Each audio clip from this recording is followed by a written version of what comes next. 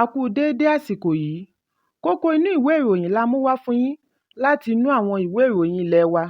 Orúkọ tèmi ni Ọmọgbémisọ́lá ọmọ Alọ́gọ̀madẹ̀.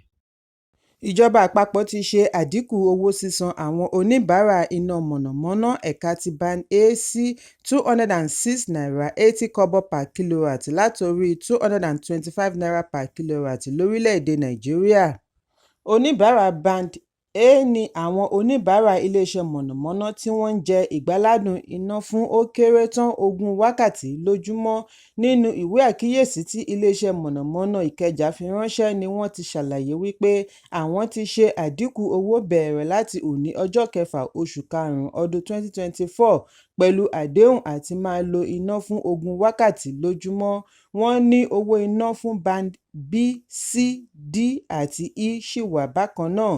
Band A ni wọ́n ń lo iná láàárín 20 wákàtí sí 24 lójúmọ́, nígbà tí band B ń lo iná wákàtí 16 sí 20 lójúmọ́. Àwọn band C àti E ní iná wọn wà láàárín wákàtí 12 sí 16 lójúmọ́. Iléeṣẹ́ mọ̀nàmọ́ná ní iye àwọn band A kò ju 15% lọ nínú ọgọ́rùn-ún àwọn oníbàárà lórílẹ̀-èdè, 15% of total electricity customers. Ẹ̀kúnrẹ́rẹ́ ìròyìn yìí wà nínú ìwé ìròyìn Vanguard tó jáde lónìí. Kò tíì pé wákàtí 48 tí iléeṣẹ́ MultiChoice kéde fún àwọn oníbàárà wọn lórí kùdìẹ̀kudiẹ tí ó dé bá àwọn ẹ̀rọ inú afẹ́fẹ́ wọn ní àwọn iléeṣẹ́ ẹlẹ́rọ ìbánisọ̀rọ̀ ni àwọn iléeṣẹ́ ẹlẹ́rọ ìbánisọ̀rọ̀ náà fi ẹ̀hónú wọn hàn lórí ìjàmbá tí ó ṣeé ṣe kí ó bẹ́ sílẹ̀ látàrí iṣẹ́ ojúnà 700 km Èkó sí Calabar Coastal Highway tó ń lọ lọ́wọ́. Bákan náà ni iléeṣẹ́ DSTV àti GoTV náà ń fi ọkàn sí ipa tí èyí lè dá sílẹ̀ lórí ẹ̀rọ wọn. Nínú oṣù kejì ni ìgbìmọ̀ òṣìṣẹ́ ìjọba àpapọ̀ buwọ́wọ́ lu apá kan iṣẹ́ àkànṣe márosẹ̀ Èkó sí Calabar bí wọ́n ṣe yọ̀ǹda iṣẹ́ ọ̀hún fún iléeṣẹ́ agbaṣẹ́ṣe Hi-Tech Construction Company Limited. Wọ́n ṣe àgbékalẹ̀ iṣẹ́ yìí láti so ojúnà Èkó papọ̀ mọ́ Calabar tí yóò gba ìpínlẹ̀ Ògùn, Ondo, Delta, Edo, Bayelsa, Rivers àti Akwa Ibom kọjá dé Cross River. Bẹ́ẹ̀ ni wọ́n ti wó ọ̀pọ̀lọpọ̀ ilé gbígbé àti ibi ìgbafẹ́ ní ìpínlẹ̀ Èkó tí ojúnà yìí yóò gbà kọjá, bí ó tilẹ̀ jẹ́ wípé ìjíròrò pẹ̀lú ìjọba àpapọ̀ kò tíì bẹ̀rẹ̀. Àwọn iléeṣẹ́ ìlà ìbánisọ̀rọ̀ ti ń ké sí iléeṣẹ́ agbaṣẹ́ṣe Hi-Tech kí ó ṣe pẹ̀lẹ́ pẹ̀lú iṣẹ́ rẹ̀ kí ó má bàa ba ẹ̀rọ wọn jẹ́. Ẹ̀kúnrẹ́rẹ́ ìròyìn yìí wà nínú ìwé ìròyìn Punch tó jáde lónìí. Ikọ̀ ọlọ́pàá ìpínlẹ̀ Ondo ti fi ọwọ́ ṣìkún òfin mú afurasí ajínigbé 5 tí wọ́n sùn lọ lẹ́yìn tí wọ́n jí ìyàwó pásítọ̀ àti àwọn 2 mìíràn gbé. Wọ́n ní àwọn wọ̀nyí sùn lọ lẹ́yìn tí wọ́n mu egbògi olóró tán. Orúkọ àwọn afurasí wọ̀nyí ni Garuba Mumuni, ẹni ọdún 27 27 years, Yusuf Tale, ẹni ọdún 21 21 years, Kabiru Mohammed, ẹni ọdún 16 years, Shaibu Umar àti Adamu Muhammed tí wọ́n jẹ́ ẹni ọdún 22 22 years. Ọlọ́pàá ní àwọn òṣìṣẹ́ Òfosù Division ni wọ́n fi ọwọ́ ṣìkún òfin mú wọn lẹ́yìn tí ọ̀kan nínú àwọn tí wọ́n jí gbé ṣe ìdánimọ̀ ọ̀kan nínú wọn. Gẹ́gẹ́ bí ọlọ́pàá ti ṣàlàyé, wọ́n ṣe àfisùn ẹ̀sùn ìwà ìjínigbé wípé wọ́n jí ìyàwó pásítọ̀ àti ẹnìkan gbé nínú ilé ìjọsìn. Ẹnìkẹta ni wọ́n jí gbé níbi tí ó ti ń ṣa ìgbín nínú oko. Ṣùgbọ́n lẹ́yìn èyí ni àwọn tí wọ́n jí gbé yìí ríbi sá mọ́ wọn lọ́wọ́ lọ́kọ̀ọ̀kan lẹ́yìn tí àwọn ajínigbé mu egbògi olóró tí wọ́n sì sùn lọ fọnfọn. Kọmíṣánná ọlọ́pàá ní ìpínlẹ̀ Àbáyọ̀mí Ọládàpọ̀ ní láìpẹ́ àwọn afurasí yóò fi ojú ba ilé-ẹjọ́.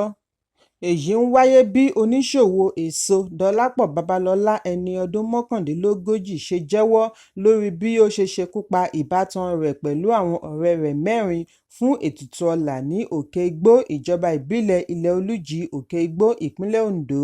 Babalọ́lá tí ọwọ́ bà pẹ̀lú àwọn afurasí 18 mìíràn jẹ́wọ́ wípé òun lo ẹ̀yà ara wọn fún ètùtù lẹ́yìn tí òun pa wọ́n tán tí òun pín ẹ̀yà ara wọn wẹ́lẹwẹ̀lẹ.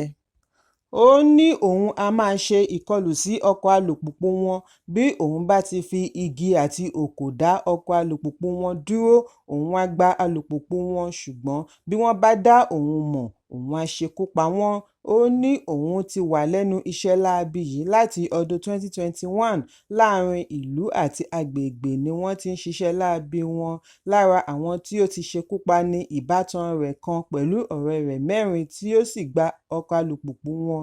Babalọ́lá ní òun pa ọ̀rẹ́ òun kan tí orúkọ rẹ̀ ń jẹ́ Ọpẹ́yẹmí, ó sì ta alùpùpù rẹ̀ fún ọ̀gbẹ́ni kan ní ìlú Ìbàdàn tí orúkọ rẹ̀ ń jẹ́ Toheeb.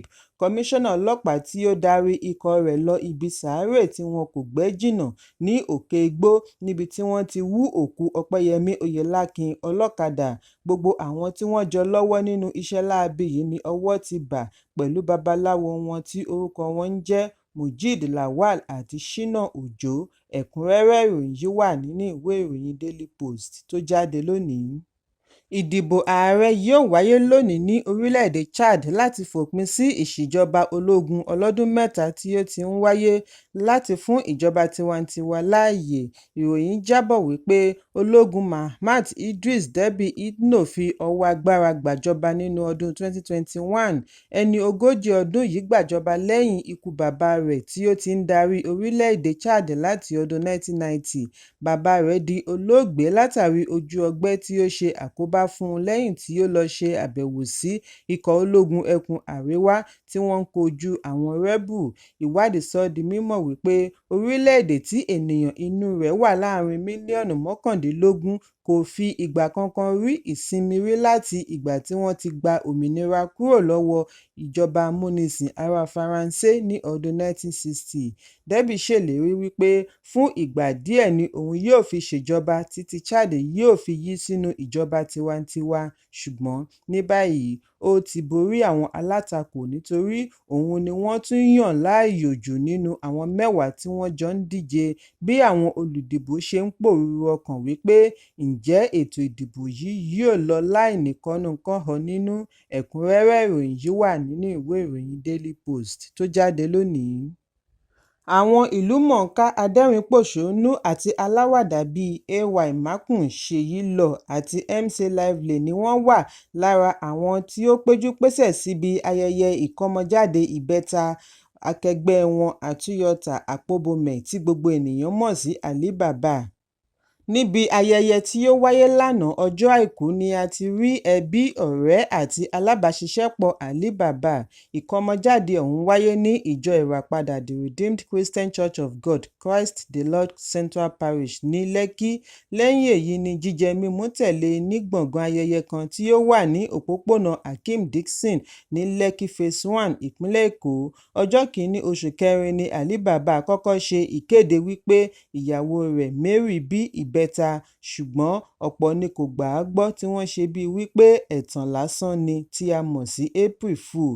Ẹ̀kúnrẹ́rẹ́ ìròyìn yìí wà nínú ìwé ìròyìn Punch tó jáde lónìí. Kókó inú ìwé ìròyìn tòní kò ní jù báyìí lọ. Ẹ pàdé mi lọ́la fún àkọ́tún ìròyìn. Kí a tó lọ, ẹ má ṣaláì fi àríwísí yín ránṣẹ́, ìyẹn comment, kí ẹ sì bá wa subscribe sí ojúnà wa lórí YouTube kí Kókó inú ìwé ìròyìn lè máa tẹ̀ yín lọ́wọ́ ní kíákíá.